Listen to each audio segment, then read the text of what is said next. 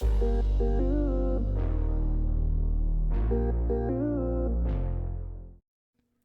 guys, welcome back to my channel. If you don't know who I am, my name is Bella, and today we are going to be doing a speed build of a mid-sized family home in Willow Creek. Now this is built on the Streamlet single lot in Foundry Cove.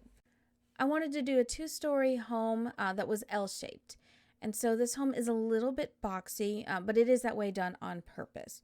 So as you can see, I've kind of figured out quickly the layout of it, and the roofing wasn't nearly as difficult as some of my previous builds, just because I already had an image in mind of how I wanted this house to look. Now this is another of my typical blue suburban houses that I do like to build. However, this one is tall compared to my normal wide and bulky ranch style houses. As you can see, I did decide to do a two-tiered balcony in the back. I saw this on a house in a neighborhood near mine, and I just thought it would be a perfect fit for this style of house.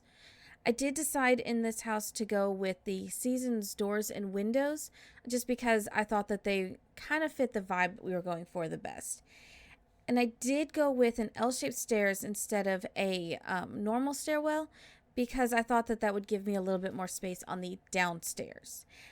This is a 2-bedroom, 1-bathroom house. It is meant for a family with one child, so it's nothing too fancy. However, there is a downstairs office that could theoretically be turned into a baby or toddler room should your Sims have a second child. As you can see, I'm once again using the Jungle Adventure countertops because I absolutely love those. I think that they are extremely well done, and they are the best ones to have a white swatch for both bottom and countertops. And I just think white in this house would be better because it is a smaller kitchen, and the white does kind of give it the feeling of being larger than it actually is. I think my new favorite stove is going to be the Snowy Escape stove, because of the flat top, and previously we'd only been able to do that in CC, which is always kind of sad. I did rearrange the upper cabinets to accommodate some windows because I thought the natural light would help the space feel just a little bit bigger. And now we'll move on to starting the living room. I jump around quite a bit in this build, so I do apologize for that in advance. You'll see me jumping from room to room as an idea strikes me. I am not very good about doing one room and just completing it in one sitting, especially if I'm going through clutter. I'll jump around from room to room. So if that annoys you, I do apologize. I am trying to get better about that. I couldn't decide at first what type of flooring I wanted to go with, but I did eventually go with this darker wood throughout the majority of the house. I'm a big believer of hardwood flooring throughout the entire house. I personally have carpet in my house and I absolutely hate it.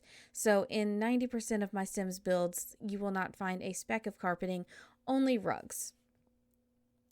This bathroom gave me a little bit of a headache in that I couldn't figure out the sizing for it. Originally, I wanted to do a 4x4, but the more I started adding things to it, the more I realized that it just would not work the way I wanted to. So I attempted to make it a full 6x6, but then, as you'll see, a double bed just would not fit into that size room. So I did have to adjust it to a 5-tile room instead. But I think it looks a lot better this way.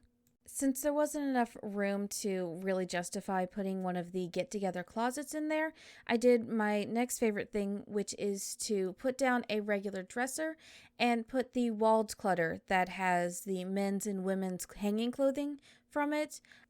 I think that it gives it the semblance of a closet without it actually becoming a closet. I know a lot of people typically have their closets separate from their dressers. However, in The Sims, as we all know, the sizing and location of things doesn't always match what we have in our own homes. For the kids' room, I just went with a basic unisex setup for it, continuing with the white furniture. It did take me a little bit to figure out the placement of the furniture because this is such a small room, but the idea that I had in mind for this house was that it was somewhat between a starter home and a full family home, just because there are only room for 2 children at most within this house. About this time was when I realized that I had turned this house into a blue house, both inside and out. So I was trying to add a little bit of definition to it, to give it a little bit of different blue tones.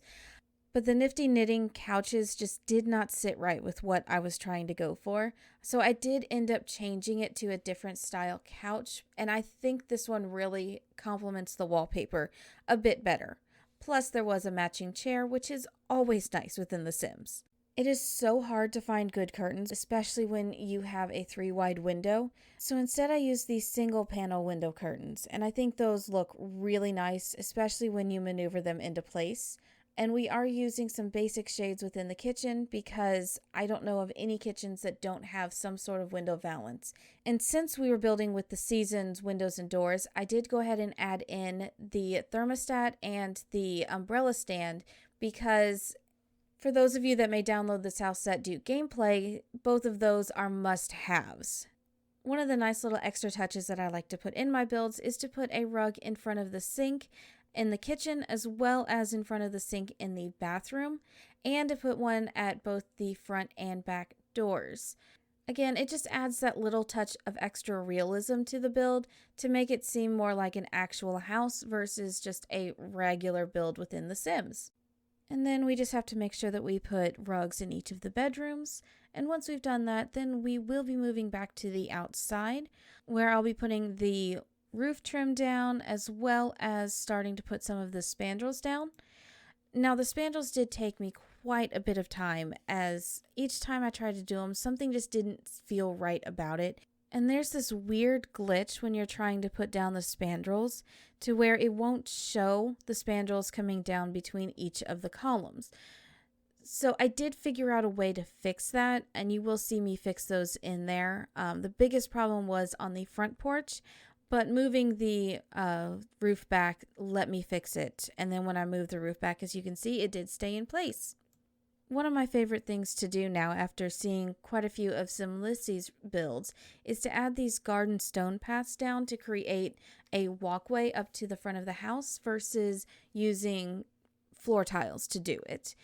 It reminds me of some of the fancier style homes, or it's just someone who really likes to garden and is highly invested in their front landscaping. The rest of the landscaping is rather simple, just some basic terrain paint and some flower bushes. I did do different colored flower bushes on either side of the walkway, and I did the stereotypical suburban boxwood bushes underneath the front office window. Something I've never really been able to get out of my mind is in a video a long time ago, Vixella said that she had to have window boxes on all of the windows in order to make it feel like a real house, and she's totally right. It does give it that extra bit of oomph that it needs to take it to that next level. The front porch itself is again like the front of the house, nothing fancy, but I do love how I was able to find rocking chairs that matched in some way a bench for the front house. And also, of course, I have to add my hanging plants. I absolutely adore these debug plants, and I use them all the time now that I've found them. I don't know how I ever managed to build without them. And of course, I have to add wind chimes because wind chimes are fantastic. If you don't have wind chimes, you should definitely think about getting them. Not only do they sound beautiful, but they're also great indicators of when the wind is picking up, and you might want to bring in some of your lighter weight things that are outside. Can we tell that I live in an area that gets a lot of storms? I did give them an area for a small herb garden as well as an outdoor grill. And I'm just hoping that they finally fix the bug to where random Sims can come up and just start making those random decoctions and leaving them everywhere. If anyone has figured out a way to block this from happening, please let me know in the comments down below. I have about 60 decoctions in one of my saves and I'm about to lose my mind. They just do not stop. Please send help. By now we've gotten into the clutter portion of this build, and as I warned you earlier, I'm bouncing around from room to room as I find things that I would like to use within the save. So you'll see me going through, scrolling through, pulling things out, placing things, and then bouncing to another room as I find the next thing. I really do like how I've started to make my offices a little bit more cluttered with paper and boxes everywhere. I know that my office usually looks like this on a regular basis. So to me, it just feels more like a real home office than a pristine magazine style home office. Because really, how many of us actually have an office that is perfectly organized and neat all the time? The master bedroom dresser did give me a bit of a headache because I wanted to put enough stuff on there for both a male and a female sim, and figuring out a configuration that would work on the size of this dresser was an utter nightmare. I know I made it look simple in the sped up version, but I did cut out a lot of footage of me struggling with it, trying to make it look right and not be hanging off the edge. I also had similar issues downstairs in the kitchen, trying to figure out how to place all the items on the countertops, because I did learn that even if you alt place items on countertops, sometimes the Sims still cannot use those countertops, which I haven't decided if it's more annoying or less annoying than when the Sims decide that a curtain is blocking their path. I've slowly been getting better at cluttering, and honestly now cluttering is my favorite part of doing any of the builds, more so than figuring out layouts or roofing or any of those other more complicated aspects, I suppose is what you would call them. The second bedroom, I kind of designed it to be more of a preteen/teens room, one to where they wouldn't need items like a toy box or things like that, because they're already building their adult skills rather than their childhood skills. Which is why there is a chess table in the hallway instead of something that would help build their motor or their creativity skills. The photos on the wall of the kids' room is more to show their friends and places that the family might have gone on vacation, as well as a jersey, because I sort of saw this child as being one that was at very least interested in sports, even if they didn't play one themselves. And here you'll see me going through all the pictures, trying to find pictures that'll work. I did have a lot more space than I usually do, more so because I love to cover my walls with windows for that natural lighting. And this house has more interior walls than what I usually have to work with. I did not forget about the balconies. I usually do the balconies and the exterior parts of the house last. However, this time, since we had already done the front porch, I wanted to just throw something on the back porch. And right as I was getting ready to wrap up, I realized that I had actually not done any real clutter within the office. So you'll just see me quickly adding items to the desk to make it look more well used, and then my favorite cats and dogs paintings, as well as a couple of corner plants. So once the cluttering is finished in the office, that does wrap up this speed build. I will be adding some screenshots in just a second so you can see the finished product, and this will also be up on my gallery as well. If you like this video, please give it a big thumbs up and leave me a comment in the comment section down below. If you have not already, please hit that subscribe button and make sure to turn on notifications so you never miss any of my videos. I'll see you guys in the next one. Bye!